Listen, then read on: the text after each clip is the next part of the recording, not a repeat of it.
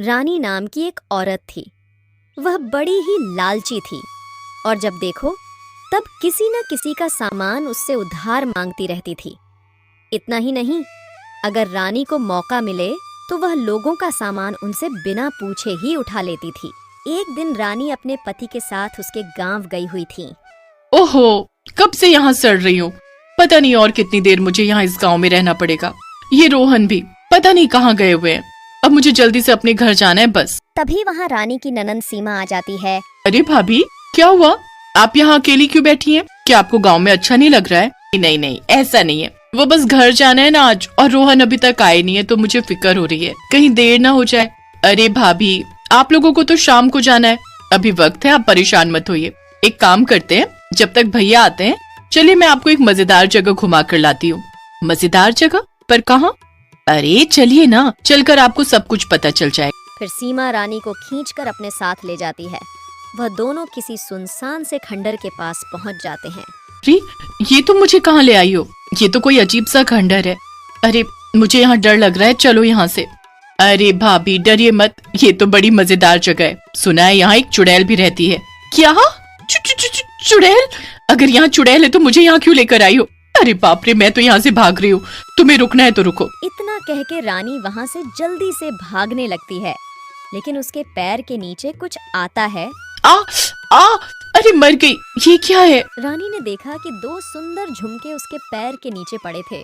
अरे वाह, कितने सुंदर झुमके हैं ये तो। सीमा पीछे से दौड़ कर आती है और रानी जल्दी से झुमके छुपा लेती है। क्या हुआ भाभी, आप ठीक तो हो? क्या चुभा आपको? अरे अरे कुछ नहीं हुआ, लगता है कोई कांटा आ गया था। कोई बात नहीं, मैं ठीक हूँ। चलो अब घर चलते हैं। सीमा और रानी दोनों वापस घर आ जाते हैं।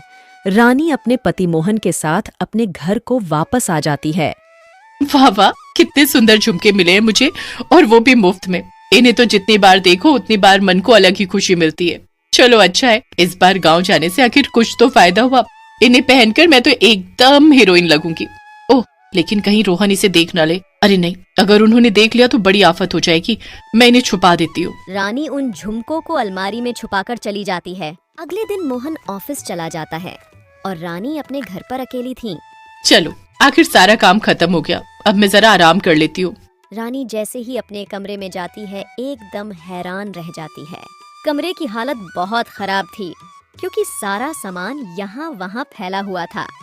अरे ये सब क्या है? पता नहीं क्या ढूंढ रहे थे वो कि पूरा कमरा बिखरा कर चले गए।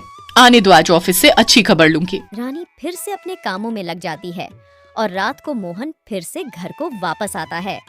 आ गए? क्या ढूंढ रहे थे सुबह जो सारा कमरा बिखरा के गए थे? क्या? मैं? नहीं तो, मैं तो कुछ भी नहीं ढूंढ रहा था, और नहीं मैंने कमरे में कुछ किया। चलो चलो, अब बातें मत बनाओ। आइंदा ऐसा मत करना, वरना तुम्ही से सारी सफाई करवाऊंगी। खाना खाने के बाद रानी ड्राइंग रूम में मोहन के साथ बैठी थी और तभी उसकी नजर सामने लगी शीशे पर पड़ी। उसे उन दोनों के ठीक पीछे एक चुड़ैल की परछाई दिखाई दी।